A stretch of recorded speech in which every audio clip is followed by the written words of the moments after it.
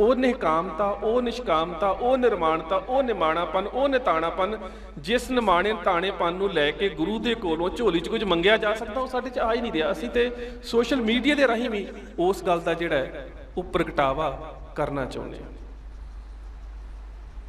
ਤੇ ਕੀ ਅਸੀਂ ਕੀ ਸੋਚਦੇ ਹਾਂ ਕਿ ਜੇਕਰ ਅਸੀਂ ਸੋਸ਼ਲ ਮੀਡੀਆ ਦੀ ਵਰਤੋਂ ਇਸ ਤਰ੍ਹਾਂ ਦੀ ਮੂਰਖਤਾ ਦੇ ਨਾਲ ਕਰਾਂਗੇ ਤੇ ਸਾਡੀਆਂ ਪੰਥ ਵਿਰੋਧੀ ਜਥੇਬੰਦੀਆਂ ਇਸ ਵਰਤਾਰੇ ਨੂੰ ਨਹੀਂ ਵੇਖ ਰਹੀਆਂ? ਬਿਲਕੁਲ ਵੇਖ ਰਹੀਆਂ ਨੇ। ਜਿਸ ਤਰ੍ਹਾਂ ਅਸੀਂ ਕਿਸੇ ਗੈਰ ਧਰਮ ਦੇ ਵਿੱਚ ਕਿਸੇ ਚੀਜ਼ ਨੂੰ ਬੁਰਾ ਸਮਝਦੇ ਹੋਏ ਬਾਰ-ਬਾਰ ਸ਼ੇਅਰ ਕਰਦੇ ਹਾਂ ਨਾ, ਇਸੇ ਤਰ੍ਹਾਂ ਜੇਕਰ ਸਾਡੇ ਵੱਲੋਂ ਮੀਡੀਆ 'ਚ ਕੋਈ ਗਲਤੀ ਜਾਂਦੀ ਹੈ ਤਾਂ ਉਹ ਲੋਕ ਵੀ ਸ਼ੇਅਰ ਕਰਦੇ ਨੇ। ਪਿੱਛੇ ਜੇ ਇੱਕ ਸ਼੍ਰੀਵਾਸਤਵ ਨਾਂ ਦਾ ਵਕੀਲ ਮੈਨੂੰ ਮਿਲਿਆ ਤੇ ਮੈਨੂੰ ਕਹਿੰਦਾ, ਸਰਦਾਰ ਜੀ ਅਬ ਤੋਂ ਆਪ ਵੀ ਹਿੰਦੂ ਹੋ ਗਏ। ਮੈਂ ਕਿਹਾ ਇਹ ਕਿਵੇਂ ਦੀ ਗੱਲ ਹੈ, ਅਸੀਂ ਤਾਂ ਨਹੀਂ ਹੋਏ। फिर कहता नहीं मैं बताता हूँ आपको, आप भी हिंदू हो गए। मैं क्या किहड़ी गल्लों? कहता मैं वेख्या है कि बिजलई माध्यमां दे विच समाजिक साधनां दे विच तुहाडे ते हिंदुआं दे विच कोई खास अंतर नहीं रह गया। कहता झूठ का प्रचार साडा धर्म भी बथेरा करदा सी, करी तुसीं बदो चाहुंदे। ये सच है। पिछले वरतारे तुसीं वेख्या, मैं भी वेख्या, सरदार गुरबख्श सिंह हुणां ने भुख हड़ताल रखी मोहाली दे विच बंदी ਸਿੰਘਾਂ ਦੀ रिहाई के वास्ते। भावें कि अजे तक मैं तो इस गल तो भी थोड़ी दुविधा च है कि अजे तक असीं ये नहीं दस सके कि वो मरण वर्त सी जां भुख हड़ताल, एक कन्फ्यूजन की स्टेट सी। पर जिस काज वास्ते सी समुची कौम ने स्वागत किया, मैं खुद उत्थे गया, साडा स्वागत करना फर्ज सी। पर उहदे तो बाद असीं इस असल मुद्दे दे निशाने तो हट के अफवाहां नूं किवें जन्म दिता? रोज़ खबर पै जांदी सी, डॉक्टर ने कह दिता भाई साहब बस 2 दिन होर कड्ढणगे। फिर अगले दिन खबर पैंदी सी, डॉक्टर ने कह दिता भाई साहब ने बस अज की रात कड्ढनी है। चौथे दिन फिर खबर पै जांदी सी, डॉक्टर कह रहे ने भाई साहब के हालात इन्ने माड़े ने 2 दिन होर कड्ढणगे। ते ख्याल करो असीं वारस किहदे हैं? साडे सामने रोल मॉडल कौन सी? उस सारे वरतारे के सामने दर्शन सिंह फेरू मान। तो जे एक बजुर्ग बंदा 70 दिन के करीब कढ़ सकता है तो असीं क्यों रोज़ डर डर के कि लोगों की इमोशनल ब्लैकमेलिंग कर रहे सी? तो मैं वेखदा कि बाहर दियां बीबियां रो रो के थल्ले पोस्टां लिखदियां सी, भाई साहब नूं बचा लो, भाई साहब नूं कुछ हो ना जाए। और सारी अफवाह। जदों असीं जाके मोहाली वेखदे सी सब कुछ ठीक ठाक हुंदा सी, पर मीडिया विच असीं आपे इन्नी वड्डी अफवाह जिहड़ी है ना उहनूं फैला लैंदे सी। उहदे विचों की निकलदा सी? गल की सी? असीं निशाने तो लांभे हो जाते सी कि भाई साहब ने जिहड़ा प्रण किया उहदा निशाना सजा कट चुके बंदी ਸਿੰਘਾਂ ਨੂੰ जेल चों रिहा करवाउणा है। असीं सारा ध्यान जिहड़ा है वो इमोशनल ब्लैकमेलिंग के उपर केंद्रित कर दिंदे सी, जिहनूं असीं कहने जज्बाती भरम कैद। सारा ध्यान निशाने तो हटा दित्ता जांदा सी। ते जेकर किते असीं उस जज्बाती भरम कैद तो मुक्त होके सारा ध्यान अपने निशाने दे उपर रखिया हुंदा ते शायद अज नतीजा कुछ होर हुंदा कि जिन्नी भी साडी कौमीयत की जानकारी है वो सटीक होवे, वो सच होवे, वो सार्थक होवे, समाज ते कौमीयत दे काम आउण वाली होवे, जेकर असीं मीडिया की वरतों करनी है। नहीं तो ये मीडिया जिन्ना ही फायदेमंद है उन्ना ही नुकसानदेह। सो ये जिहड़ा मीडिया है इहदी सार्थकता दे विचों चंगा सच आचार किवें कढना वो भी कढिया जा सकता है, चंगे जिहड़े रूप ने मीडिया के वो भी सामने लिआंदे जा सकते हैं। तो सब तो जरूरी गल है कि साडी भाषा सभ्यक हो। असीं मैं ये नहीं कहता, बहुत मुद्दों के उपर असारू बहस की लोड़ होंदी है, तो सानू गुरु नानक सच्चे पातशाह ने यह गल स्पष्ट कह दी है, जब लग दुनिया रहीए नानक किश सुनिए किश कहिए।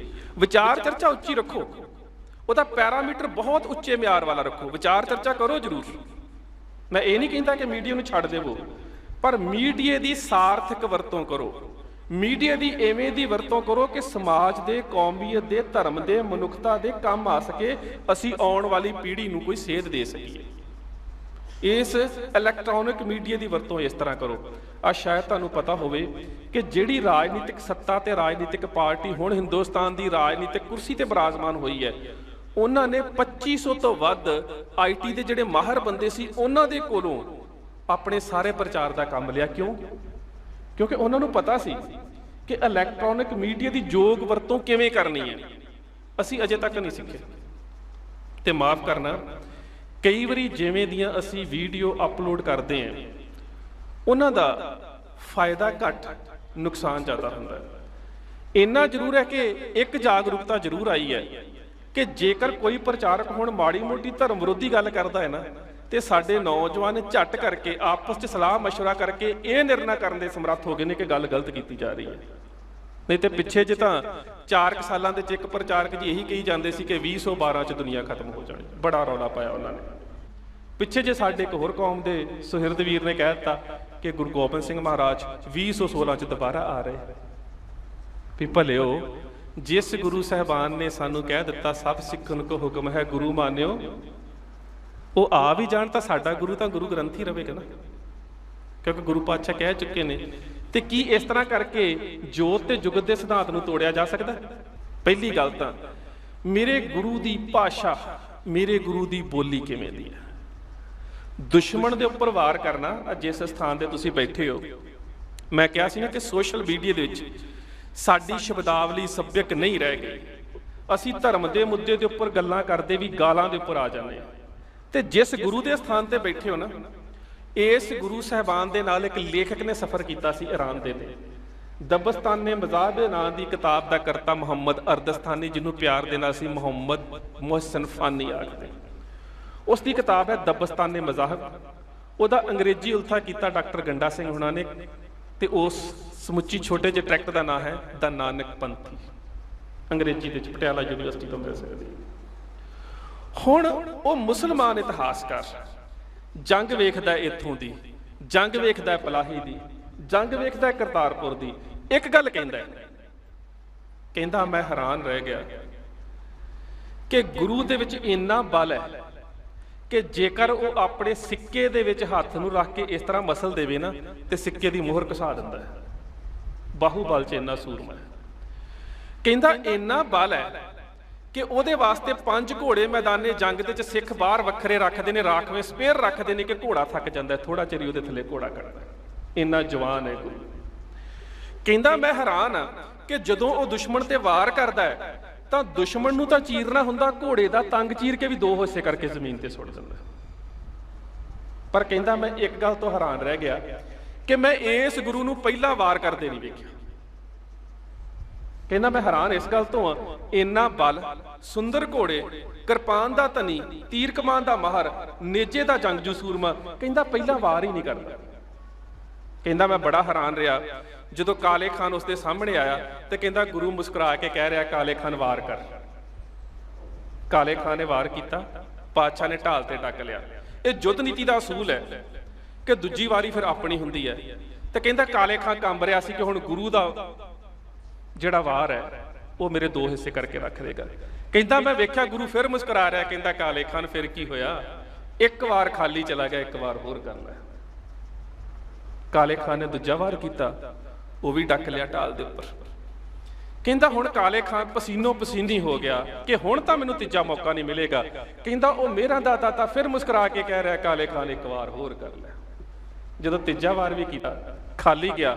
ਕਹਿੰਦਾ ਹੁਣ ਉਸ ਗੁਰੂ ਨੇ ਆਪਣੀ ਸ਼ਮਸ਼ੀਰ ਨੂੰ ਬੇਮਿਆਨ ਕਰਕੇ ਤਾਂ ਚੁੱਕਿਆ ਤੇ ਕਾਲੇ ਖਾਨ ਦੇ ਉੱਪਰ ਵਾਰ ਕਰਦੇ ਆਪਣੀ ਜ਼ੁਬਾਨ ਤੋਂ ਇੱਕ ਸ਼ਬਦ ਕਿਹਾ, ਜ਼ਦਨ ਈ ਨੇਸਤ ਬੱਲੋ ਜ਼ਦਨ ਈ ਅਸਤ। ਫਾਰਸੀ ਦੇ ਵਿੱਚ ਉਹ ਪੁੱਤਰਾ, ਉਹ ਬੱਲਿਆ, ਵਾਰ ਇੰਜ ਨਹੀਂ, ਵਾਰ ਇੰਜ ਕਰੀਦਾ, 2 ਹਿੱਸੇ ਕਰਕੇ ਜ਼ਮੀਨ ਤੇ ਸੁੱਟ ਦਿੱਤਾ। ਭਾਵ ਕਿ ਮੈਦਾਨੇ ਜੰਗ ਦੇ ਵਿੱਚ ਸ਼ਬਦਾਵਲੀ ਵੇਖੋ ਗੁਰੂ ਦੀ, ਜ਼ਦਨ ਈ ਨੇਸਤ ਬੱਲੋ ਬੱਲੋ। ਕਹਿੰਦੇ ਬੱਚਿਆ, ਜਦਨ ਈ ਨੇਸਤ ਪੁੱਤ ਇੰਜ ਨਹੀਂ ਕਰੀਦਾ ਵਾਰ, ਈ ਅਸਤ ਇੰਜ ਕਰੀਦਾ। ਇਹ ਸਾਡੇ ਗੁਰੂ ਦੀ ਸ਼ਬਦਾਵਲੀ। ਤੇ ਅਸੀਂ ਗਾਲਾਂ ਕੱਢਦੇ ਇੱਕ ਦੂਜੇ ਨੂੰ, ਸਮਾਜਿਕ ਬਿਜਲਈ ਮਾਧਿਅਮਾਂ ਦੇ ਉੱਪਰ, ਸੋਸ਼ਲ ਸਾਈਟਸ ਦੇ ਉੱਪਰ, ਫੇਸਬੁੱਕ ਦੇ ਉੱਪਰ ਕੀ ਕਰਦੇ ਅਸੀਂ? ਗਾਲਾਂ ਕੱਢਦੇ ਹਾਂ। ਸ਼ਾਇਦ ਉਹ ਸਾਡੀ ਆਦਤ ਜਾ ਹੀ ਨਹੀਂ ਰਹੀ। ਕਿਉਂ ਨਹੀਂ ਜਾ ਰਹੀ? ਕਿਉਂ ਨਹੀਂ ਸਾਡੀ ਉਸ ਬੋਲੀ 'ਚ ਸੁਧਾਰ ਹੋ ਰਿਹਾ ਜਿੱਥੇ ਮੇਰੇ ਗੁਰੂ ਨੇ ਕਿਹਾ ਸੀ ਮਿੱਠਤ ਨੀਵੀਂ ਨਾਨਕਾ? ਉਹ ਜ਼ਬਾਨ ਕਿਉਂ ਨਹੀਂ ਮਿੱਠੀ ਹੋ ਰਹੀ? ਤੇ ਜਾਂ ਫਿਰ ਸਾਨੂੰ ਹਰਿਆਣੇ ਵਾਲਿਆਂ ਦੀ ਆਦਤ ਪੈ ਗਈ ਹੈ। ਪਿੱਛੇ ਜੇ ਲੋਕਾਂ ਨੇ ਸ਼ਿਕਾਇਤ ਕੀਤੀ ਸੀ ਕਿ ਜਿਹੜੇ ਹਰਿਆਣੇ ਦੇ ਕੰਡਕਟਰ, ਇਹਨਾਂ ਦੀ ਬੋਲ ਚਾਲ ਬੜਾ ਮਾੜਾ ਹੈ। ਉਹ ਬੱਸ 'ਚ ਚੜ੍ਹਦੀ ਸਵਾਰੀ ਨਾ, ਉਹ ਜਰਾ ਅੱਗੇ ਹੋ ਕੇ ਮਾਰ, ਓਏ ਓਏ ਕਿਆ ਕਰ ਰਿਹਾ, ਥੋੜਾ ਆਗੇ ਹੋ ਕੇ ਮਾਰ, ਹੋਰ ਆਗੇ ਹੋ ਕੇ ਮਾਰ।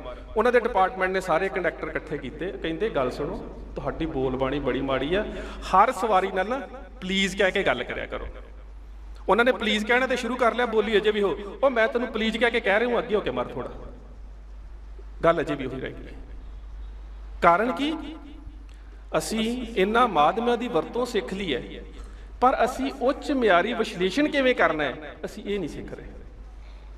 ਦੂਜੇ ਪਾਸੇ ਜਿਹੜੀਆਂ ਦੂਜੀਆਂ ਜਥੇਬੰਦੀਆਂ ਨੇ, ਉਹ ਵੇਖੋ ਸਮਕਾਲੀ ਜਥੇਬੰਦੀਆਂ ਕਿਸ ਤਰ੍ਹਾਂ ਦਾ ਉੱਚ ਮਿਆਰੀ ਵਿਸ਼ਲੇਸ਼ਣ ਕਰ ਰਹੀਆਂ ਨੇ। ਉਹਨਾਂ ਦੀਆਂ ਸਾਈਟਸ ਵੇਖੋ ਕਿਹੜੇ ਮੁੱਦਿਆਂ ਤੇ ਚਰਚਾ ਹੋ ਰਹੀ ਹੈ। ਤੁਸੀਂ ਤਾਂ ਅਜੇ ਤੱਕ ਦੀਵਾਲੀ ਤੇ ਬੰਦੀ ਛੋੜ ਦੇ ਚੱਕਰ ਤੋਂ ਮੁਕਤ ਨਹੀਂ ਹੋ ਸਕੇ, ਤੇ ਉਹਨਾਂ ਨੇ ਇੱਕ ਸੌਫਟਵੇਅਰ ਡਿਵੈਲਪ ਕੀਤਾ ਪਲੈਨੇਟੇਰੀਅਮ। ਪਲੈਨੇਟੇਰੀਅਮ ਸੌਫਟਵੇਅਰ ਦੇ ਨਾਲ ਇੱਕ IRS ਰਿਟਾਇਰਡ ਆਫੀਸਰ ਹੈ ਸਰੋਜ ਬਾਲਾ, ਉਹਨੇ ਇਹ ਸਿੱਧ ਕਰ ਦਿੱਤਾ ਹੈ ਕਿ ਰਾਮ ਦਾ ਜਨਮ 10 ਜਨਵਰੀ ਬਿਫੋਰ ਕ੍ਰਾਈਸਟ 1514 ਚ ਹੋਇਆ ਸੀ। 5114 ਸਾਲ ਪਹਿਲਾਂ ਜੇਕਰ ਕੈਲੰਡਰ ਹੋਵੇ ਤਾਂ 10 ਜਨਵਰੀ। ਉਹਨਾਂ ਇਹ ਸਿੱਧ ਕਰ ਲਿਆ। ਅਸੀਂ ਕਿੱਥੇ, ਕਿਹੜੇ ਚੱਕਰਾਂ 'ਚ ਪਏ ਹਾਂ ਅਸੀਂ? ਮੈਂ ਬੜੀ ਵਾਰੀ ਹੈਰਾਨ ਹੋ ਜਾਂਦਾ, ਅਸੀਂ ਬੰਦੀ ਛੋੜ ਕਿਉਂ ਨਹੀਂ ਬੰਦੀ ਛੋੜ ਨੂੰ ਬੰਦੀ ਛੋੜ ਦੇ ਰੂਪ 'ਚ ਰਹਿਣ ਦਿੱਤਾ? ਕਿ ਜ਼ਰੂਰੀ ਹੈ ਕਿ ਅਸੀਂ ਕਿਸੇ ਹੋਰ ਗੈਰ ਧਰਮ ਦੇ ਨਾਲ ਹੀ ਆਪਣੇ ਆਪ ਨੂੰ ਜੋੜ ਕੇ ਰੱਖਣਾ ਹੈ? ਬੇਸ਼ੱਕ ਠੀਕ ਹੈ, ਦਿਨ ਤਿਉਹਾਰ ਇੱਕੋ ਥਾਵਾਂ ਤੇ ਆ ਜਾਂਦੇ ਨੇ, ਪਰ ਸਾਡੇ ਤਿਉਹਾਰ ਦਾ ਨਾਂ ਇੱਕ ਵੱਖ ਹੈ। ਸਾਡੇ ਤਿਉਹਾਰ ਦਾ ਨਾਂ ਬੰਦੀ ਛੋੜ ਹੈ। ਇਸੇ ਤਰ੍ਹਾਂ ਰੱਖੜ ਪੁੰਨਿਆ ਹੈ ਤਾਂ ਗੁਰੂ ਲਾਧੋ ਦੇ ਦਿਵਸ ਹੈ। ਅਸੀਂ ਰੱਖੜ ਪੁੰਨਿਆ ਕਿਉਂ ਨਹੀਂ ਅਸੀਂ ਆਪਣੇ ਸ਼ਬਦਾਂ ਦੇ ਵਿੱਚ ਇਹ ਸੁਧਾਰ ਲੈ ਕੇ ਆਉਂਦੇ ਕਿ ਅਸੀਂ ਆਪਣੇ ਨਿਆਰੇ ਖਾਲਸਾ ਹੋਣ ਦੇ ਜਿਹੜੇ ਪ੍ਰਤੀਕ ਸਾਡੇ ਧਾਰਮਿਕ ਤਿਉਹਾਰ ਨੇ, ਉਹਨਾਂ ਦਾ ਵੱਖਰਾਪਨ ਵੀ ਦੁਨੀਆ ਦੇ ਸਾਹਮਣੇ ਪੇਸ਼ ਹੋਵੇ। ਗੁਰੂ ਸਾਹਿਬਾਨ, ਜਦੋਂ ਤੁਸੀਂ ਜਹੇਦਾਰ ਸਾਹਿਬਾਨ ਦਾ ਅਕਾਲ ਤਖਤ ਸਾਹਿਬ ਤੋਂ ਹੁਕਮ ਸੁਣਦੇ ਹੋ ਨਾ, ਜਿਹੜਾ ਬੰਦੀ ਛੋੜ ਦਿਵਸ ਹੁੰਦਾ, ਉਹ 'ਚ ਬੰਦੀ ਛੋੜ ਹੀ ਸ਼ਬਦ ਤੋਂ ਸ਼ੁਰੂ ਕੀਤਾ ਹੈ। ਗਈ ਬਹੋੜ ਬੰਦੀ ਛੋੜ, ਸ਼ੁਰੂ ਹੀ ਉੱਥੋਂ ਕੀਤਾ ਜਾਂਦਾ ਹੈ। ਫਿਰ ਸਾਡੀ ਜ਼ੁਬਾਨ ਦੇ ਉੱਪਰ ਸਾਡੇ ਧਾਰਮਿਕ ਵਿਰਸੇ ਦੇ ਸ਼ਬਦ ਕਿਉਂ ਨਹੀਂ ਚੜ੍ਹਦੇ? ਕਾਰਨ ਕੀ ਹੈ? ਚੜਾਉਣਾ ਨਹੀਂ ਚਾਹੁੰਦੇ, ਜਾਂ ਮਾਨਸਿਕਤਾ ਦੇ ਵਿੱਚੋਂ ਹਰਿਆਣੇ ਦੇ ਕੰਡਕਟਰਾਂ ਵਾਂਗੂ ਸਾਡੀ ਭਾਸ਼ਾ ਹੀ ਉਵੇਂ ਦੀ ਬਣ ਚੁੱਕੀ ਹੈ। ਪਰ ਖਿਆਲ ਕਰੋ, ਇੱਕ ਵੀ ਸਾਡੇ ਵੱਲੋਂ ਜੇਕਰ ਸੋਸ਼ਲ ਮੀਡੀਆ ਵਿੱਚ ਗਲਤ ਗੱਲ ਜਾਂਦੀ ਹੈ, ਉਹਦੇ ਜਿਹੜੇ ਨਤੀਜੇ ਨੇ ਉਹ ਬੁਰੇ ਨਿਕਲਦੇ ਨੇ।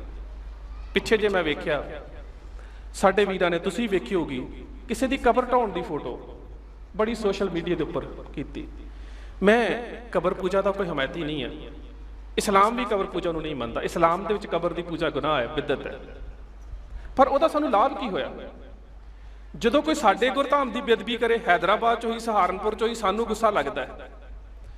ਅਸੀਂ ਕਬਰਾਂ ਦੇ ਵਿਰੋਧੀ ਹਾਂ, ਪਰ ਅਸੀਂ ਮਨੁੱਖ ਦੀ ਮਾਨਸਿਕਤਾ 'ਚ ਬਣੀਆਂ ਕਬਰਾਂ ਨੂੰ ਤੋੜਨਾ ਹੈ। ਤੁਸੀਂ ਅਫਗਾਨਿਸਤਾਨ ਦੇ ਵਿੱਚ ਵੇਖਿਆ, ਜਦੋਂ ਪਹਿਲੀ ਵਾਰੀ ਤਾਲਿਬਾਨ ਹੋਂਦ 'ਚ ਆਏ ਸੀ, ਉਹਨਾਂ ਬੁੱਧ ਦੇ ਸਾਰੇ ਬੁੱਤ ਤੋੜ ਦਿੱਤੇ ਸੀ। ਬਾਮਿਆਨ 'ਚ ਜਿਹੜੇ ਬੁੱਧ ਦੇ ਬੁੱਤ ਸੀ, ਤੇ ਕੀ ਉਹਦੇ ਨਾਲ ਬੁੱਧ ਨੂੰ ਮੰਨਣ ਵਾਲੇ ਜਿਹੜੇ ਨੇ ਉਹ ਬੁੱਧ ਦੀ ਪੂਜਾ ਕਰਨੋਂ ਹਟ ਗਏ ਨੇ? ਨਹੀਂ ਹਟਣਗੇ ਲੋਕ ਇਸ ਤਰ੍ਹਾਂ। ਹੁਣ ਗੁਰੂ ਗੋਬਿੰਦ ਸਿੰਘ ਮਹਾਰਾਜ ਔਰੰਗਜ਼ੇਬ ਨੂੰ ਲਿਖੇ ਜ਼ਫਰਨਾਮੇ 'ਚ ਇੱਕ ਗੱਲ ਕਹਿੰਦੇ ਨੇ, ਕਹਿੰਦੇ ਔਰੰਗਜ਼ੇਬ, ਮੈਂ ਤੈਨੂੰ ਇੱਕ ਗੱਲ ਦੱਸਾਂ ਕਿ ਪਹਾੜੀ ਰਾਜਿਆਂ ਦੇ ਨਾਲ ਵਿਰੋਧ ਦਾ ਕਾਰਨ ਕੀ ਸੀ? ਕਿ ਉਹ ਕਰਮਕਾਂਡੀ ਸਨ, ਉਹ ਜ਼ੁਬਾਨ ਦੇ ਖਰੇ ਨਹੀਂ ਸਨ, ਉਹ ਇਖਲਾਕ ਤੋਂ ਹੀਣ ਸਨ, ਤੇ ਉਹ ਨੈਤਿਕ ਕਦਰਾਂ ਕੀਮਤਾਂ ਤੋਂ ਗਿਰੇ ਹੋਏ ਸਨ। ਇਹਦੇ ਨਾਲ ਇੱਕ ਸ਼ਬਦ ਹੋਰ ਵਰਤਿਆ ਦਸਮ ਪਾਤਸ਼ਾਹ ਨੇ, ਮਨਮ ਕੁਸ਼ਤਨਮ ਕੋਹੀਆਂ ਪੁਰਫਿਤਨ। ਪੁਰਫਿਤਨ ਕਹਿੰਦੇ ਨੇ ਚਲਾਕ। ਮੈਂ ਉਹਨਾਂ ਕੋਹੀਆਂ, ਪਹਾੜੀ, ਕੋਹੇ ਪਹਾੜ ਨੂੰ ਕਹਿੰਦੇ ਨੇ, ਮਨਮ ਕੁਸ਼ਤਨਮ, ਕੁਸ਼ਤਨਮ ਕਹਿੰਦੇ ਖਤਮ ਕੀਤਾ। ਮੈਂ ਉਹਨਾਂ ਦੇ ਨਾਲ ਜੱਦੋ ਜਹਿਦ ਇਸ ਕਰਕੇ ਕੀਤੀ ਕਿ ਉਹ ਬੁੱਤ ਪ੍ਰਸਤਨ ਮਨਨ ਬੁੱਤ ਸ਼ਿਕਨ, ਕਿ ਉਹ ਬੁੱਤਾਂ ਨੂੰ ਮੰਨਣ ਵਾਲੇ ਨੇ, ਮੈਂ ਬੁੱਤਾਂ ਨੂੰ ਤੋੜਨ ਵਾਲਾ। ਹੁਣ ਇੱਥੇ ਖਿਆਲ ਕਰੋ, ਤੁਸੀਂ ਵੇਖਿਆ ਕਿਤੇ ਦਸਮ ਪਾਤਸ਼ਾਹ ਨੇ ਆਪਣੀ ਜ਼ਿੰਦਗੀ 'ਚ ਕਿਸੇ ਬੁੱਤ ਨੂੰ ਤੋੜਿਆ ਹੋਇਆ? ਨਹੀਂ। ਉਹਨਾਂ ਨੇ ਬਾਹਰੀ ਬੁੱਤ ਨੂੰ ਨਹੀਂ ਤੋੜਿਆ, ਉਹਨਾਂ ਨੇ ਮਨੁੱਖਤਾ ਦੀ ਮਾਨਸਿਕਤਾ ਦੇ ਬੁੱਤਾਂ ਨੂੰ ਤੋੜਿਆ। ਜਿਹੜੇ ਬੁੱਤ ਸਾਡੀ ਮਾਨਸਿਕਤਾ 'ਚ ਵੜ ਜਾਂਦੇ ਨੇ ਨਾ, ਉਹ ਸੌਖੇ ਸਾਡੇ ਦਿਮਾਗ 'ਚੋਂ ਨਿਕਲਦੇ ਨਹੀਂ। ਮੈਂ ਤੁਹਾਨੂੰ ਆਪਣੇ ਪਿੰਡ ਦੇ ਨੇੜੇ ਦੀ ਉਦਾਹਰਨ ਦਿੰਦਾ। ਸਾਡੇ ਪਿੰਡ ਤੋਂ ਜਦੋਂ ਅੰਮ੍ਰਿਤਸਰ ਨੂੰ ਆਉਂਦੇ ਆ, ਤਾਂ ਉੱਥੇ ਪਹਿਲਾਂ ਇੱਕ ਕਬਰ ਹੋਇਆ ਕਰਦੀ ਸੀ। ਉਹ ਕਬਰ ਅੱਜ ਤੋਂ ਘੱਟੋ ਘੱਟ 20 ਸਾਲ ਪਹਿਲਾਂ ਢਾਹ ਦਿੱਤੀ ਗਈ ਹੈ, 1994-95। ਕਬਰ ਢਾਹ ਕੇ, ਜਿੰਨਾ ਚਿਰ ਕਬਰ ਸੀ ਨਾ, ਤੇ ਆਮ ਲੋਕਾਂ ਦੀ ਗੱਲ ਹੁੰਦੀ ਸੀ, ਬੱਸ ਲੰਘਣੀ ਸੀ, ਆਮ ਪਿੰਡੂ ਲੋਕ ਮੱਥਾ ਟੇਕਦੇ ਸੀ। ਹੁਣ ਲਗਾਤਾਰ 20 ਸਾਲ ਉੱਥੇ ਥਾਣਾ ਬਣਿਆ ਰਿਹਾ, ਤੇ ਮੈਂ ਵੇਖਣਾ ਬੱਸ 'ਚ ਬੀਬੀਆਂ ਥਾਣੇ ਨੂੰ ਵੀ ਮੱਥਾ ਟੇਕ ਦਿੰਦੀਆਂ ਹੁੰਦੀਆਂ ਸੀ, ਉਹ ਥਾਣੇ ਨੂੰ ਸਿਰ ਨਵਾ ਕੇ ਲੰਘਦੀਆਂ ਸੀ। ਕਬਰ ਹੈ ਨਹੀਂ ਸੀ। ਗੱਲ ਕੀ ਸੀ ਕਿ ਬਾਹਰ ਦਾ ਬੁੱਤ ਟੁੱਟ ਗਿਆ, ਅਜੇ ਮਾਨਸਿਕਤਾ ਦਾ ਬੁੱਤ ਨਹੀਂ ਟੁੱਟਿਆ। ਗੁਰੂ ਪਾਤਸ਼ਾਹ ਨੇ ਇਹ ਦੱਸਿਆ ਕਿ ਮਨੁੱਖ ਦੀ ਮਾਨਸਿਕਤਾ ਦੇ ਬੁੱਤ ਕਿਵੇਂ ਤੋੜਦੇ ਨੇ, ਉਹਦੇ ਕਰਮਕਾਂਡ ਦੇ ਬੁੱਤ ਕਿਵੇਂ ਤੋੜਨੇ। ਅਸੀਂ ਪੜ੍ਹਦੇ ਨਾ ਬਾਣੀ 'ਚ, ਏਕੇ ਪੱਥਰ ਕੀਜੇ ਭਾਓ, ਦੂਜੇ ਪੱਥਰ ਧਰੀਏ ਪਾਓ, ਜੇ ਉਹ ਦਿਓ ਤਾਂ ਉਹ ਵੀ ਦੇਵਾ, ਕਹੋ ਨਾਮ ਦੇਵ ਹਮ ਹਰ ਕੀ ਸੇਵਾ। ਅਸੀਂ ਮਨੁੱਖ ਦੀ ਮਾਨਸਿਕਤਾ ਦੇ ਬੁੱਤਾਂ ਨੂੰ ਤੋੜਨਾ ਹੈ। ਅਸੀਂ ਬਾਹਰੀ ਬੁੱਤ ਨਹੀਂ ਤੋੜਦੇ, ਅਸੀਂ ਮਾਨਸਿਕਤਾ ਦੇ ਬੁੱਤ ਨੂੰ ਤੋੜਦੇ ਹਾਂ। ਔਰ ਕਿਸ ਤਰ੍ਹਾਂ ਤੋੜੇ ਜਾ ਸਕਦੇ ਨੇ? ਜਿਸ ਤਰ੍ਹਾਂ ਨੇ ਗੁਰੂ ਨਾਨਕ ਸੱਚੇ ਪਾਤਸ਼ਾਹ ਨੇ ਜੋਗੀਆਂ ਦੇ ਤੋੜੇ। ਜਿਸ ਤਰ੍ਹਾਂ ਗੁਰੂ ਨਾਨਕ ਸੱਚੇ ਪਾਤਸ਼ਾਹ ਨੇ ਸਿੱਧਾਂ ਦੇ ਤੋੜੇ, ਗੋਰਖਨਾਥਾਂ ਦੇ ਤੋੜੇ, ਪੰਡਤਾਂ ਦੇ ਤੋੜੇ, ਹਾਜ਼ੀਆਂ ਦੇ ਤੋੜੇ, ਕਾਜ਼ੀਆਂ ਦੇ ਤੋੜੇ, ਉਹ ਮਾਨਸਿਕਤਾ ਦੇ ਬੁੱਤ ਸੀ ਜਿਹੜੇ ਸ਼ਬਦ ਦੀ ਵਿਚਾਰ ਦੇ ਨਾਲ ਤੋੜੇ ਜਾ ਸਕਦੇ ਨੇ। ਅੱਜ ਮੈਂ ਇਹ ਨਹੀਂ ਕਹਿੰਦਾ ਕਿ ਸਿੱਖ ਨੇ ਤਲਵਾਰ ਦੀ ਵਰਤੋਂ ਨਹੀਂ ਕਰਨੀ। ਦਸਮ ਪਾਤਸ਼ਾਹ ਨੇ ਇਸ ਗੱਲ ਤੇ ਮੋਹਰ ਲਾ ਦਿੱਤੀ ਹੈ, ਚੁੰਕਾਰ ਅਜਹਮਾ ਹੀਲ ਤੇ ਦਰਗੁਜਸ਼ਤ ਹਲਾਲ ਅਸਤ ਬੁਰਦਨ ਬ ਸ਼ਮਸ਼ੀਰ ਦਸਤ। ਜਦੋਂ ਸਾਰੇ ਹੀਲੇ, ਵਸੀਲੇ, ਧਿਰ, ਉਪਾ, ਟੂਰੀ ਡਰੈਸਿੰਗ ਹੈ ਰੌਂਗ, ਕਿਸੇ ਵੀ ਬੁਰਾਈ ਨੂੰ ਖਤਮ ਕਰਨ ਦੇ ਜਦੋਂ ਸਾਰੇ ਹੀਲੇ ਖਤਮ ਹੋ ਜਾਣ, ਤਲਵਾਰ ਤੇ ਹੱਥ ਸਿੱਖ ਦਾ ਉਦੋਂ ਜਾਣਾ ਚਾਹੀਦਾ। ਪਰ ਅਸੀਂ ਪਹਿਲੇ ਹੀਲੇ ਵਰਤਦੇ ਹੀ ਨਹੀਂ, ਅਸੀਂ ਪਹਿਲਾਂ ਸਮਝਾਉਂਦੇ ਹੀ ਨਹੀਂ ਕਿਸੇ ਨੂੰ। ਇਹ ਠੀਕ ਹੈ, ਗੁਰੂਆਂ ਦੀ ਧਰਤੀ ਦੇ ਉੱਪਰ ਇਵੇਂ ਦੀਆਂ ਕਬਰਾਂ, ਪੀਰਖਾਨੇ ਨਹੀਂ ਚਾਹੀਦੇ, ਪਰ ਅਸੀਂ ਮਨੁੱਖ ਦੀ ਮਾਨਸਿਕਤਾ ਦੇ ਵਿੱਚੋਂ ਪੀਰਖਾਨਿਆਂ ਨੂੰ ਖਤਮ ਕਰੀਏ। ਜਿੰਨਾ ਚਿਰ ਇਹਨਾਂ ਪੀਰਖਾਨਿਆਂ ਨੂੰ ਮਨੁੱਖ ਦੀ ਮਾਨਸਿਕਤਾ ਚੋਂ ਨਹੀਂ ਖਤਮ ਕਰਾਂਗੇ, ਉਹਨਾਂ ਚਿਰ ਬਾਹਰੋਂ ਅਸੀਂ ਤੋੜੀ ਵੀ ਜਾਈਏ, ਉਹ ਘਰਾਂ 'ਚ ਦੀਵੇ ਜਗਾ ਕੇ ਪੂਜੀ ਜਾਂਦੇ ਮੈਂ ਵੇਖਿਆ। ਹੁਣ ਦਸਮ ਪਾਤਸ਼ਾਹ ਗੁਰੂ ਗੋਬਿੰਦ ਸਿੰਘ ਮਹਾਰਾਜ ਨੇ ਜਦੋਂ ਨੰਦੇੜ ਨੂੰ ਜਾਂਦਿਆਂ ਜੈਤ ਰਾਮ ਜਿਹੜਾ ਦਾਦੂ ਪੰਥੀ ਸੀ, ਉਹਦੀ ਸਮਾਧ ਨੂੰ ਕਬਰ ਨਾਲ ਸਿਜਦਾ ਕੀਤਾ ਸੀ, ਤੀਰ ਦੇ ਨਾਲ। ਤੀਰ ਦੇ ਨਾਲ ਕੀਤੇ ਸਿਜਦੇ ਦੇ ਉੱਪਰ ਵੀ ਸਿੰਘਾਂ ਨੇ ਕਿਆ ਸਵਾਲ ਕਰਤਾ ਸੀ, ਪਾਤਸ਼ਾਹ ਤੁਸੀਂ ਸਾਨੂੰ ਕਹਿੰਦੇ ਹੋ ਜਾਗਤ ਜੋਤ ਜਪੈ ਦਿਸ ਬਾਸਰ ਏਕ ਬਿਨਾ ਮਨ ਨੈਕ ਨ ਆਨੈ ਪੂਰਨ ਪ੍ਰੇਮ ਪ੍ਰਤੀਤ ਸਜੈ ਵਰਤ ਗੋੜ ਮੜੀ ਮਠ ਭੂਲ ਨਾ ਮਾਨੇ। ਤੁਸੀਂ ਸਾਨੂੰ ਤੇ ਕਹਿੰਦੇ ਹੋ ਕਿ ਸਿੱਖ ਨੇ ਭੁੱਲ ਕੇ ਵੀ ਕਿਸੇ ਕਬਰ, ਕਿਸੇ ਮੜੀ, ਕਿਸੇ ਮਸੀਤ, ਕਿਸੇ ਮਸਜਿਦ, ਕਿਸੇ ਮੱਟ ਦੇ ਉੱਪਰ ਮੱਥਾ ਨਹੀਂ ਟੇਕਣਾ, ਸਿਰ ਨਹੀਂ ਝੁਕਾਉਣਾ, ਆਪ ਸਿਜਦਾ ਕਿਉਂ ਕੀਤਾ? ਤੇ ਮੇਰੇ ਪਾਤਸ਼ਾਹ ਕਹਿੰਦੇ ਮੈਂ ਇਹੀ ਵੇਖਣਾ ਚਾਹੁੰਦਾ ਸੀ,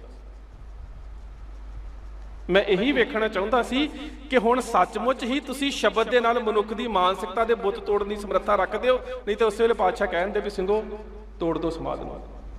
ਨਹੀਂ, ਸਮਾਧ ਤੋੜ ਵੀ ਦਿੱਤੀ ਜਾਂਦੀ ਦਾਦੂ ਪੰਥੀਆਂ ਵਾਸਤੇ, ਅੱਜ ਵੀ ਉਹ ਧਾਰਮਿਕ ਸਥਾਨ ਹੁੰਦਾ, ਪਰ ਜਦੋਂ ਮਾਨਸਿਕਤਾ ਦੇ ਬੁੱਤ ਟੁੱਟ ਜਾਂਦੇ ਨੇ, ਫਿਰ ਸਾਹਮਣੇ ਵੀ ਸਮਾਧ ਹੋਵੇ, ਸਿੱਖ ਦਾ ਸਿਰ ਕਦੀ ਨਹੀਂ ਝੁਕਦਾ। ਗੱਲ ਹੈ ਮਨੁੱਖ ਦੀ ਮਾਨਸਿਕਤਾ ਦੇ ਬੁੱਤਾਂ ਨੂੰ ਤੋੜਨ ਦੀ। ਸੋ ਸੋਸ਼ਲ ਮੀਡੀਆ ਦੇ ਵਿੱਚ ਮੈਨੂੰ ਇੰਜ ਲੱਗਦਾ ਹੈ ਅਸੀਂ ਪੜ੍ਹਨਾ ਛੱਡ ਦਿੱਤਾ ਹੈ, ਅਸੀਂ ਧਰਮ ਦਾ ਅਧਿਐਨ ਛੱਡ ਦਿੱਤਾ ਹੈ, ਅਸੀਂ ਧਰਮ ਦੀ ਚਰਚਾ ਛੱਡ ਦਿੱਤੀ ਹੈ, ਅਸੀਂ ਧਰਮ ਦੀ ਵਿਚਾਰਧਾਰਾ ਛੱਡ ਦਿੱਤੀ ਹੈ। ਇਸੇ ਕਰਕੇ ਧਰਮ ਦੇ ਮੁੱਦੇ ਉੱਪਰ ਹੁੰਦੀ ਬਹਿਸ ਜਿਹੜੀ ਹੈ ਅਖੀਰ ਤੇ ਆ ਕੇ ਸਾਡੀ ਅਸ਼ਲੀਲਤਾ ਵਾਲੀਆਂ ਗਾਲਾਂ ਤੇ ਆ ਕੇ ਸਮਾਪਤ ਹੋ ਜਾਂਦੀ ਹੈ। ਜਿੰਨਾ ਚਿਰ ਤੱਕ ਅਸੀਂ ਆਪਣੀ ਭਾਸ਼ਾ ਨੂੰ ਸੱਭਿਅਕ ਨਹੀਂ ਕਰਾਂਗੇ ਔਰ ਉਹਦੇ ਨਾਲ ਨਾਲ ਆਪਣੇ ਧਾਰਮਿਕ ਅਸੂਲਾਂ ਨੂੰ ਨਹੀਂ ਸਮਝਾਂਗੇ, ਨਹੀਂ ਪ੍ਰਣਾਵਾਂਗੇ, ਉਹਨਾਂ ਚਿਰ ਤੱਕ ਬੇਸ਼ੱਕ ਅਸੀਂ ਲੋਕਾਂ ਨੂੰ ਕੁੱਟਦੇ ਮਾਰਦੇ ਵੀ ਰਹੀਏ। ਤੁਸੀਂ ਵੇਖਿਆ ਹੀ ਹੈ, ਜਦੋਂ ਮੈਂ ਗੱਲ ਕੀਤੀ ਸੀ ਨਾ ਕਿ ਮੈਨੂੰ ਸ਼੍ਰੀਵਾਸਤਵ ਨੇ ਕਿਹਾ ਸੀ ਕਿ ਤੁਹਾਡੇ ਸਾਡੇ 'ਚ ਹੁਣ ਕੋਈ ਫਰਕ ਨਹੀਂ ਰਿਹਾ, ਤੇ ਮੈਂ ਕਿਹਾ ਕਾਰਨ ਕੀ ਹੈ? ਕਹਿੰਦਾ ਤੁਸੀਂ ਸਾਨੂੰ ਕਹਿੰਦੇ ਹੁੰਦੇ ਸੀ ਕਿ ਇਹਨਾਂ ਦੇ 'ਚ ਮੌਬ ਮੋਬਿਲਿਟੀ ਵਾਇਲੈਂਸ ਹੈ, ਇਹ ਭੀੜਾਂ ਦੇ ਰੂਪ 'ਚ ਲੋਕਾਂ ਨੂੰ ਕੁੱਟਦੇ ਆ। ਕਹਿੰਦਾ ਹੁਣ ਮੈਂ YouTube ਤੇ ਵੇਖਿਆ ਤੁਹਾਡੇ ਸਿੱਖ ਵੀ ਇੱਕ ਇੱਕ ਜਾਣੇ ਨੂੰ ਕਈ ਕੁੱਟ ਰਹੇ ਹੁੰਦੇ, ਹੁਣ ਤੁਹਾਡੇ 'ਚ ਕਹਿੰਦਾ 1.25 ਲੱਖ ਸੇ ਇੱਕ ਲੜਾਊ ਦੀ ਗੱਲ ਕਿੱਥੇ ਗਈ? ਤੇ ਸੱਚ ਜਾਣਿਓ ਲੱਗਦਾ ਨਹੀਂ ਕਿ ਸਾਡਾ ਵੱਖਰਾਪਨ ਕੀ ਸੀ? ਅਸੀਂ ਆਪਣੇ ਧਾਰਮਿਕ ਅਕੀਦੇ ਨੂੰ ਤਾਂ ਧਿਆਨ 'ਚ ਰੱਖੀਏ ਕਿ ਜਿਹੜਾ ਅਸੀਂ ਵਰਤਾਰਾ ਸਮਾਜ ਦੇ ਸਾਹਮਣੇ ਪੇਸ਼ ਕਰ ਰਹੇ ਹਾਂ, ਕਿ ਉਹਦੇ ਨਾਲ ਸਾਡੀ ਧਾਰਮਿਕ ਵਿਚਾਰਧਾਰਾ ਨੂੰ ਕੋਈ ਠੇਸ ਤਾਂ ਨਹੀਂ ਵੱਜ ਰਹੀ? ਇਹ ਸਮਝਣਾ ਪਵੇਗਾ ਨਾ। ਇਹ ਠੀਕ ਹੈ, ਜਿਹੜੀ ਪੰਜਾਬ ਦੀ ਨੈਤਿਕਤਾ ਹੈ, ਜਿਹੜੀ ਸਾਡੀ ਸਮਾਜ ਦੀ ਨੈਤਿਕਤਾ ਹੈ, ਉਹ ਇਜਾਜ਼ਤ ਨਹੀਂ ਦਿੰਦੀ ਕਿ ਕੋਈ ਵੀ ਨਗਨ ਮਨੁੱਖ ਇੱਥੇ ਘੁੰਮੇ, ਪਰ ਫਰਜ਼ ਕੀ ਬਣਦਾ ਹੈ? ਉਹਦੀ ਕੁੱਟਮਾਰ ਕਰਨ ਦੇ ਨਾਲੋਂ ਉਹਨੂੰ ਇਹ ਸਮਝਾਇਆ ਜਾਵੇ ਵੀ ਮੇਰੇ ਵੀਰ, ਮੇਰੇ ਕੋਲ ਸ਼ਬਦ ਦੀ ਬੜੀ ਵੱਡੀ ਤਾਕਤ ਹੈ। ਮੇਰਾ ਸ਼ਬਦ ਕਹਿ ਰਿਹਾ ਕਬੀਰ ਸਾਹਿਬ ਦਾ, ਨਗਨ ਫਿਰਤ ਜੋ ਪਾਈਏ ਜੋਗ ਬਨ ਕਾ ਮਿਰਗ ਮੁਕਤ ਨਾ ਹੋ ਕਿਉਂ ਨਾ ਹੋ। ਅਸੀਂ ਇਹ ਸਮਝਾਈਏ ਮੇਰੇ ਵੀਰ, ਤੇਰੇ ਨੰਗੇ ਫਿਰਨ ਦੇ ਨਾਲ, ਤੇਰੇ ਬਸਤਰਾਂ ਤੋਂ ਹੀਣ ਫਿਰਨ ਦੇ ਨਾਲ ਤੈਨੂੰ ਰੱਬ ਦੀ ਪ੍ਰਾਪਤੀ ਨਹੀਂ ਹੋਵੇਗੀ। ਅਸੀਂ ਸਮਝਾਈਏ, ਮੇਰੇ ਦਸਮ ਪਾਤਸ਼ਾਹ ਨੇ ਕਿਹਾ ਬਿੰਦ ਕੇ ਸਦਈਆ ਤਾਹੇ ਹੀਜ ਕੀ ਬਡਈਆ ਦੇਤ ਬੰਦਰਾ ਸਦੀਵ ਪਾਏ ਨਾਂਗੇ ਹੀ ਫਿਰਤ ਹੈ। ਅਸੀਂ ਦੱਸੀਏ ਮਿੱਤਰਾ, ਜੇਕਰ ਵਿਆਹ ਨਾ ਕਰਾਉਣ ਦੇ ਨਾਲ ਰੱਬ ਮਿਲਦਾ ਹੁੰਦਾ ਤਾਂ ਸਾਰੇ ਖੁਸਰੇ ਬ੍ਰਹਮ ਗਿਆਨੀ ਹੋਣੇ ਸੀ। ਉਹਨਾਂ ਦਾ ਵਿਆਹ ਨਹੀਂ ਹੁੰਦਾ, ਉਹ ਸਾਰੇ ਬ੍ਰਹਮ ਗਿਆਨੀ ਹੋਣੇ ਸੀ। ਹਰ ਖੁਸਰੇ ਦੇ ਅੱਗੇ 108 ਤੇ 1008 ਲੱਗਾ ਹੋਣਾ ਸੀ। ਬਿੰਦ ਕੇ ਸਦਈਆ ਤਾਹੇ ਹੀਜ ਕੀ ਬਡਈਆ ਦੇ ਤੇ ਬੰਦਰਾ ਸਦੀਵ ਪਾਏ ਨਾਂਗੇ ਹੀ ਫਿਰਤ ਹੈ। ਨੰਗੇ ਤੇ ਨੰਗੇ ਪੈਰੀ ਫਿਰਨ ਦੇ ਨਾਲ ਰੱਬ ਦੀ ਪ੍ਰਾਪਤੀ ਹੁੰਦੀ ਤਾਂ ਸਾਰੇ ਬਾਂਦਰ ਅੱਜ ਨੂੰ ਸਾਧ ਬਣ ਜਾਣੇ ਸੀ। ਦਸਮ ਪਾਤਸ਼ਾਹ ਕਹਿ ਰਹੇ, ਮੈਂ ਨਹੀਂ ਕਹਿ ਰਿਹਾ। ਸੀਸ ਪਟਕਤ ਜਾ ਕੇ ਕਾਨ ਮੇ ਖਜੂਰਾ ਤਸੇ ਮੂੰਡ ਛਟਕਟ ਮਿੱਤਰ ਪੁੱਤਰ ਹੋ ਕੇ ਸ਼ੌਕ ਸੋ। ਜੇਕਰ ਸਮਾਧਾਂ ਤੇ ਜਾ ਕੇ ਸਿਰ ਘਮਾਉਣ ਦੇ ਨਾਲ ਰੱਬ ਮਿਲਦਾ ਹੁੰਦਾ ਨਾ, ਤਾਂ ਜਿਨ੍ਹਾਂ ਲੋਕਾਂ ਦੇ ਕੰਨ ਪੀੜ ਹੁੰਦੀ ਆ, ਸਿਰ ਉਹ ਵੀ ਬੜੀ ਉੱਚੀ ਉੱਚੀ ਮਾਰਦੇ ਆ, ਰੱਬ ਉਹਨਾਂ ਨੂੰ ਵੀ ਮਿਲ ਜਾਣਾ ਸੀ। ਗੱਲ ਇਹ ਹੈ ਕਿ ਸਾਨੂੰ ਆਪਣੇ ਵਿਚਾਰ ਨੂੰ ਉੱਚਾ ਰੱਖਣਾ ਪਵੇਗਾ। ਸਾਨੂੰ ਗਿਆਨ ਦੀ ਖੜਕ ਵੀ ਹੱਥ ਦੇ ਵਿੱਚ ਫੜਨੀ ਪਵੇਗੀ, ਤੇ ਜੇਕਰ ਗਿਆਨ ਦੀ ਖੜਕ ਧਾਰ ਨਹੀਂ ਕਰਾਂਗੇ, ਜਿਹੜੀ ਕੱਲੀ ਤੇਗ ਹੈ, ਜਿਹਦੇ ਨਾਲ ਗਿਆਨ ਨਹੀਂ ਹੈ, ਉਹ ਕਈ ਵਾਰੀ ਫਾਇਦਾ ਘੱਟ ਕਰਦੀ ਹੈ, ਨੁਕਸਾਨ ਜ਼ਿਆਦਾ ਕਰਦੀ ਹੈ। ਸਾਡਾ ਗੁਰੂ ਤਾਂ ਇੰਨਾ ਸਮਰੱਥ, ਜਿਸ ਗੁਰੂ ਨੇ ਇਹ ਗੱਲ ਕਹੀ ਸੀ ਨਾ, ਜਿਨਕੀ ਜਾਤ ਪਾਤ ਕੁਲ ਮਾਹੀ, ਸਰਦਾਰੀ ਨਾ ਭਈ ਕਦਾਹੀ, ਤਿਨਹੀ ਕੋ ਸਰਦਾਰ ਬਣਾਉ ਤਬੇ ਗੋਬਿੰਦ ਸਿੰਘ ਨਾਮ ਕਹੋ। ਜਾਤ ਪਾਤ ਔਰ ਕੁਲ, ਤਿੰਨ ਚੀਜ਼ਾਂ ਦੇ ਵਿੱਚ ਜਿਸ ਪੰਜਾਬ ਦੀ ਰਈਅਤ ਦੇ ਵਿੱਚ ਸਰਦਾਰੀ ਦੇ ਬਾਰੇ ਸੋਚਿਆ ਵੀ ਨਹੀਂ ਜਾ ਸਕਦਾ, ਅੱਜ ਗਰੀਬ ਤੋਂ ਗਰੀਬ ਸਿੱਖ ਵੀ ਉਹਨੂੰ ਸਰਦਾਰ ਜੀ ਕਿਹਾ ਜਾਂਦਾ। ਇਹ ਕਿਹਦੀ ਬਖਸ਼ਿਸ਼ ਹੈ? ਸਾਡੇ ਗੁਰੂ ਸਾਹਿਬਾਨ ਦੀ ਬਖਸ਼ਿਸ਼।